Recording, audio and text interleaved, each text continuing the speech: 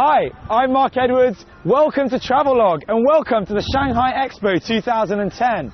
It's our second day here, and yesterday we took on zones A and B, where we managed to look at Asia, Australasia and the Middle East. Today, still going to be action-packed. We're going to head to Europe, we're going to see North, South America and even Africa. Hopefully we'll also be able to give you some tips about some of the things that we've worked out over the last day or so. So, let's meet the queues.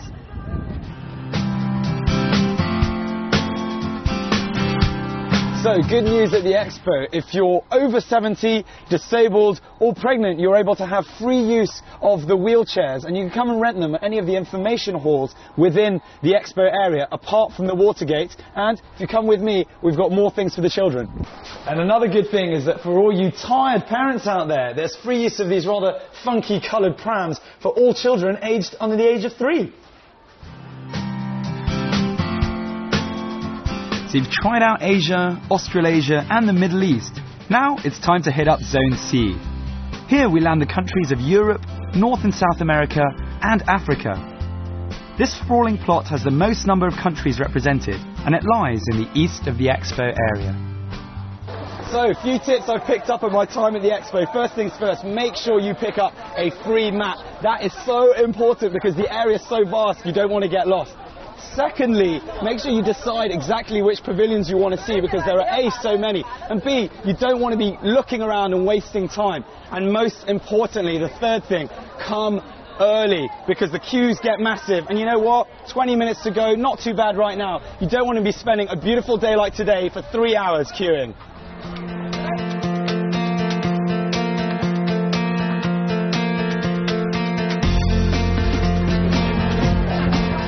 Well, no wonder. I mean, look at that. No wonder it's one of the most popular pavilions in the whole of the Expo. And I'm not just being biased because it is Britain. But this really is all about nature. It's not really technology, it's nature. And that reflects what the Shanghai Expo is all about. Low carbon emission and a green expo as a whole. Let's go inside and have a look.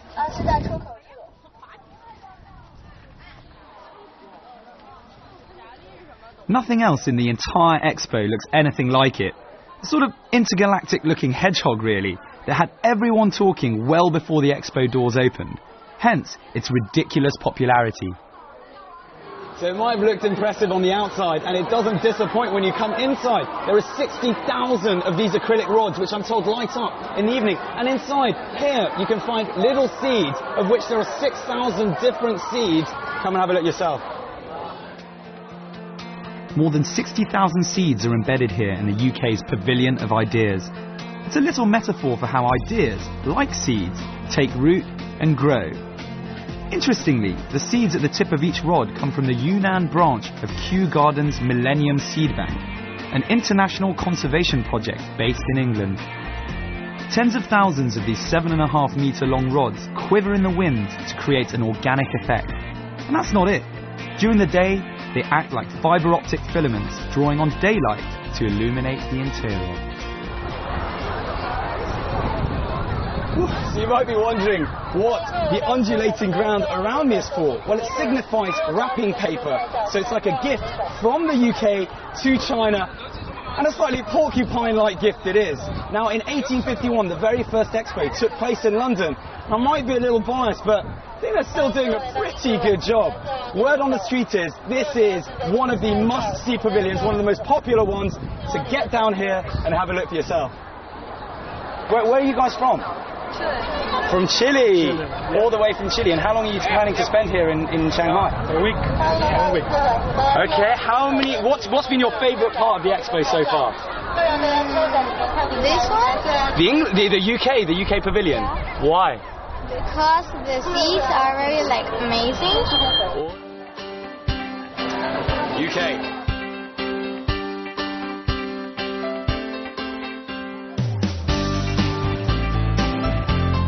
At the Expo, you'll find the France Pavilion to the east of the UK.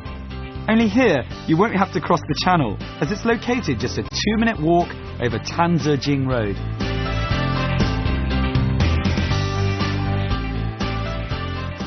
Absolutely rotten today. Home number 2. We've made our way to the French Pavilion, and what they've gone for is an attack of the senses. So as you can see, beautiful around me. There's music as well for the ears. Hopefully when we go inside, a bit of something to smell, maybe even something to eat, and hopefully a couple of things to touch. But on top of that, they are trying to highlight that they are still one of the most romantic countries in the world, but plenty more as well. Nicknamed the sensual city, the French pavilion is laced with some of the most alluring sights, smells, tastes and sounds. Come here for a bit of joie de vivre. Admire French gardens, smell French perfume, taste that French cuisine, and watch clips from classic French films to soak up the glamour of this impossibly romantic country.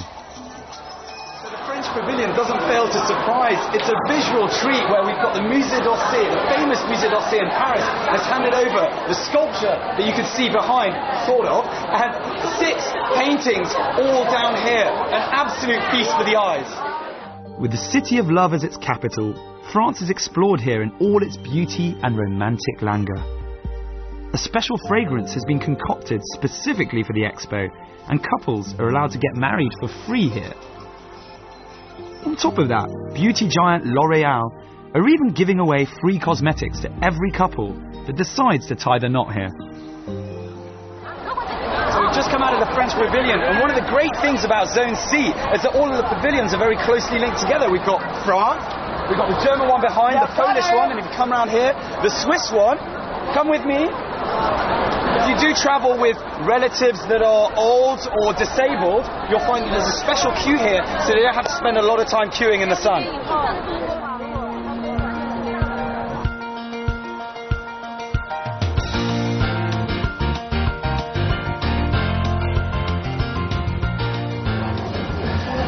So for many people, coming to the Swiss pavilion might be about taking their cable car, but on the way in you get to learn a bit about their culture. In this particular room we've got 6 languages spoken here, which in a way reflects the languages that are spoken in Switzerland. Now they are trying to tell us about their lives and how they perceive the relationship between urban and rural areas. Let's hear what this lady's got to say. Sono ticinese, in Svizzera parliamo 4 lingue. I come from Ticino, the part of Switzerland where Italian is spoken. Known for its sweeping Swiss Alps, it's home to over 7 million people living in a multicultural land of German, French, Italian and other tongues. This juxtaposition of languages is one of the main themes in the Swiss pavilion, as well as the pristine landscapes which can purify you head to toe. However, the magnet is this cable car which takes you up to the roof and opens up a panorama of classic scenery as well as the zone as a whole. So finally the bit we've all been waiting for, the highlight of the Swiss pavilion. It's their cable car. We've queued for a long time. Takes 4 minutes to go round, but I'm sure it's going to be worth it. Urban on the outside, rural on the inside. Very exciting.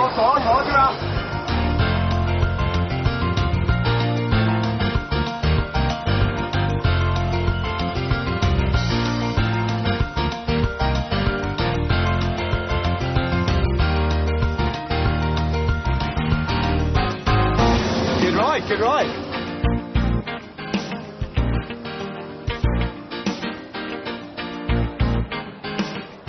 All that fresh air will probably make you hungry, so head over to the Belgium and European Union Pavilion. So when I say Belgium, you'll probably think Tintin, the home of the European Union, the Smurfs, fantastic beer, and of course, chocolate. Now here at the Belgian Pavilion, they'll teach you how the best chocolates in the world, arguably, are made. And at 11 in the morning, 3 p.m. and 6 p.m, you'll even get to try some for free. How awesome is that? Eddie, why do you think Belgium has the best chocolates in the world? Well, first we have a tradition of more than 50, 60 years making chocolates. I'm making myself for 25 years. 25 years? Yes. And we only use the best ingredients for the chocolate making. We only use the best ingredients for the fillings. There are special fillings like the cream, the buttercream, the pralines, the ganache. We make it's the best and stuff. That is the best. Yeah, we use only fresh things, and that's why we have the best chocolates. Does everyone in Belgium like chocolate? Do you still eat chocolates? I mean, I saw every day. I eat every day. I eat chocolates, and most of the people in Belgium really love chocolates. very big exception if you don't like chocolate. It's not a real Belgian, I think. Can we try some? Yes. Emile will let you try one. Thank you. Cheers. Oh, good.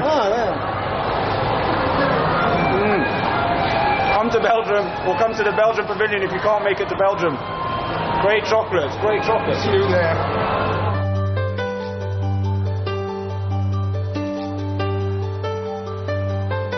Now be very careful here. It's a woman's dream, and often that means her man's nightmare. Come for the chocolates and stay to learn how to make them. Arguably the best chocolatier in the world, Belgium also shows its prowess in the glittering world of diamonds. The scary bit for us is that you can actually purchase diamonds in this pavilion. You've been warned.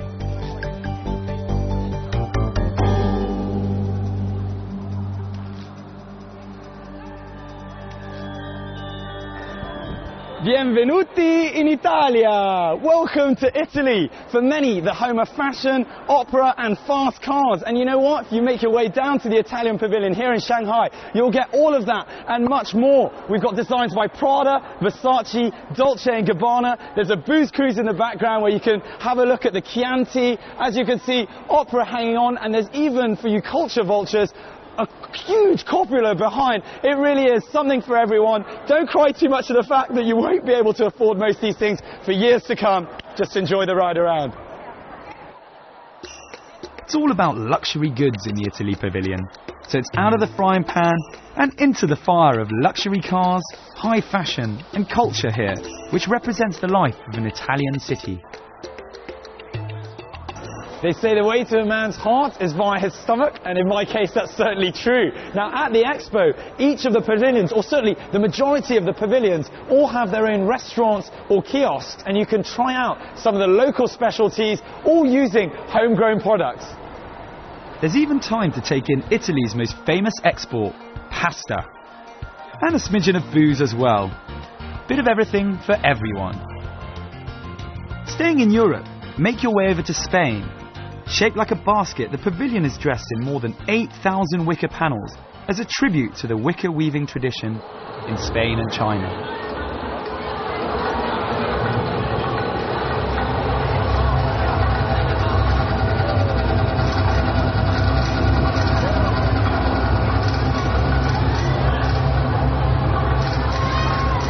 So here in the Spanish Pavilion we have 3 main halls, all of which were designed by individual filmmakers. And so we've got a show about to start behind it, 7 minutes long, and we're going to see some dancing. Enjoy!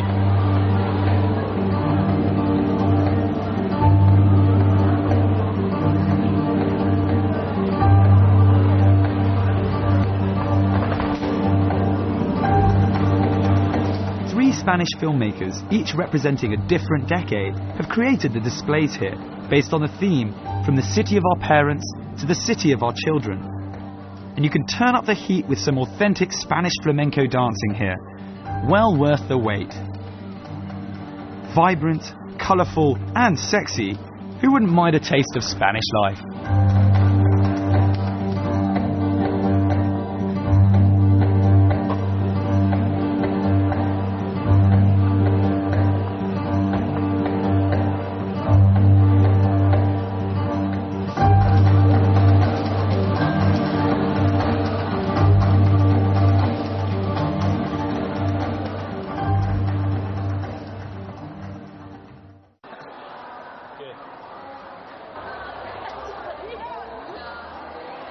So the Spanish Pavilion is split distinctly into 3 parts, and the first part we saw highlights the Spanish culture, or aspects of the Spanish culture, with the bullfighting, the football and the flamenco dancing. We moved through into the second room with the highlighting of the ancient cities, into today and where the future lies, which is with the children and rather large babies. Gracias.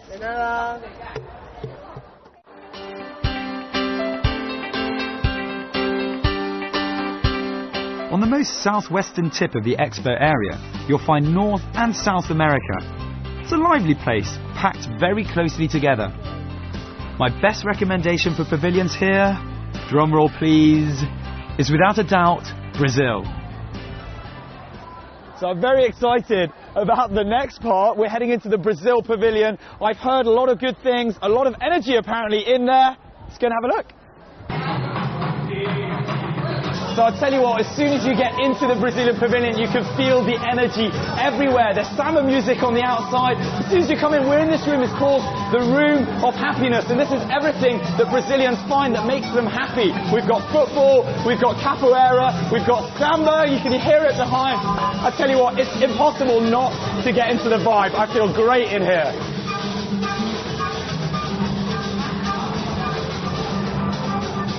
I'm here with the man at the Brazilian Pavilion. It's Pedro, who is head of the pavilion, and on top of that, he was part of the Ministry of Tourism.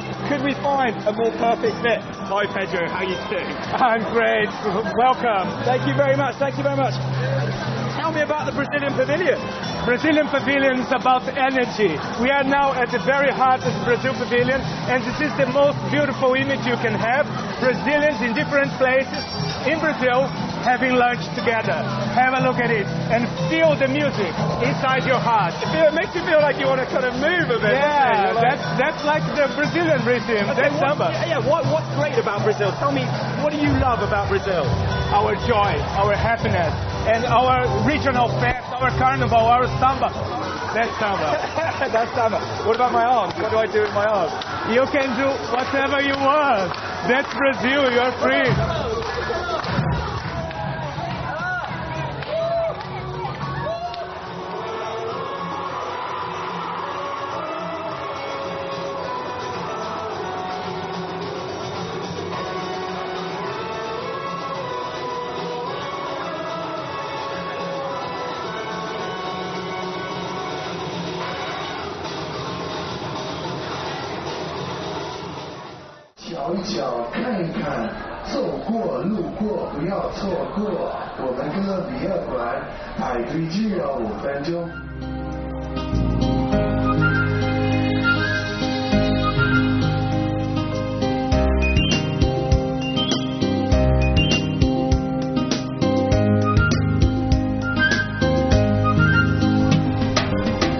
You'll find it to the west of the Italy Pavilion, here on the northwestern tip of Zone C. Open your eyes to the cultures you may have never come across. Lots to learn, short queues, definitely worth it. So if you're a little bit tired of having walked around all day just trying to check out one country, you can come to the African Pavilion, where they really have almost all of the African countries are united here. And the great thing is you find out a bit about their history, a bit about their culture, and probably more importantly, you can pick up a lot of their goods and buy them originally from. So come and get some maracas, say it at the Kenya stand. All of this, everything here is all made in Kenya. Absolutely everything. If anything, it's a chance to buy some authentic souvenirs from all these different African countries, or try out some of their food and drink. If you're lucky enough, you can even have a bongo class.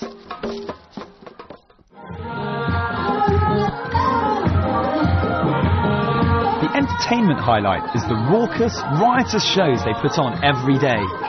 Each African country has a chance to roll out its music, dancing and singing in some way. We were lucky to find ourselves with a great performance, and the crowd really gets involved, so be prepared for a lot of fun.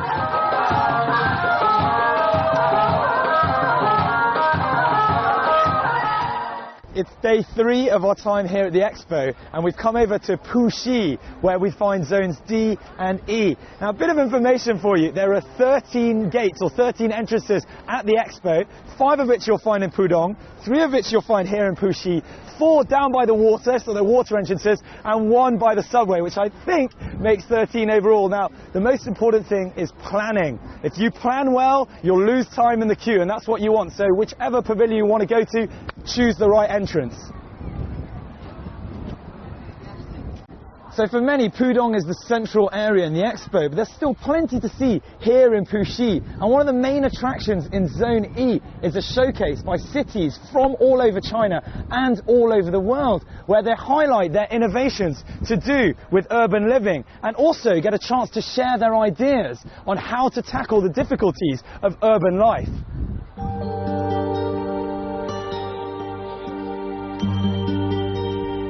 So a lot of the pavilions are concentrating on using green technology and how we can use that to benefit our lives. Now, the other thing that they're doing is concentrating on low carbon emission, which is what the Odense Pavilion is doing right now. You can have a ride around the bike, say hello to all the people around here, hi, and we can go out and try the bike trail outside. I'll see you in a bit. Do make sure you pick up your bike in Odense and take it onto the trail that's been laid out outside the pavilion. It's totally free and a good chance to get some exercise as well as those all-important stamps. That's a fantastic stamp. Look at that. Time to head on to Zone D, where 11 corporations have set up shop. There's a healthy mix of corporations from China and the rest of the world. Located just west of Zone E and hugging the Huangpu River, there's even an elevated walk nearby to enjoy some people and pavilion watching. So, over the last couple of days, we've been able to see how countries and cities are going about reducing their carbon emission. Now we're seeing how corporations in zones D and D do exactly the same. I'm going to give you a clue as to where we're going next. I'm told the atmosphere is electric, and some of the images might be a little shocking. It's a terrible pun, but we're heading into the home of electricity in China. It's the State Grid Pavilion. The State Grid is China's main electricity supplier, and here they don't miss a chance to grab your attention with their rather aptly named Innovation Ignites Dreams. With the Magic Box as its main attraction, it's great for people of all ages. Showing us the many uses of electricity, it's certainly a dazzling way to finish your day. So we've made our way into the Magic Box at the National State Grid Pavilion. Very exciting. I don't really know what's going on, but it's going to show us all of the uses of electricity and all the lighting. Enjoy.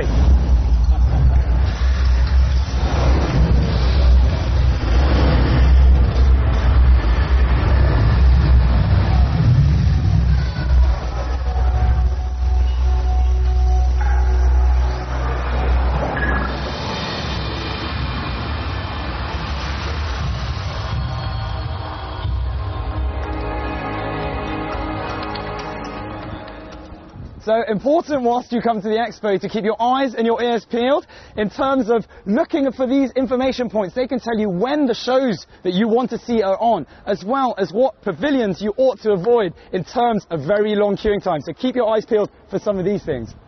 Okay, so it's a long wait for some of the most popular pavilions. But where else would you get a myriad different cultures right next door to each other? Whether you go for a taste of a new culture, prove your talent with an ethnic dance, or to gawk at the technology of the future, you must come to the expo. It runs for 6 months until October, and it's much cheaper than a round-the-world plane ticket. So, that's it. That's the end of our 3-day adventure here at the Shanghai World Expo 2010. I hope you managed to give you a good insight into everything that goes on here. It's a fantastic event.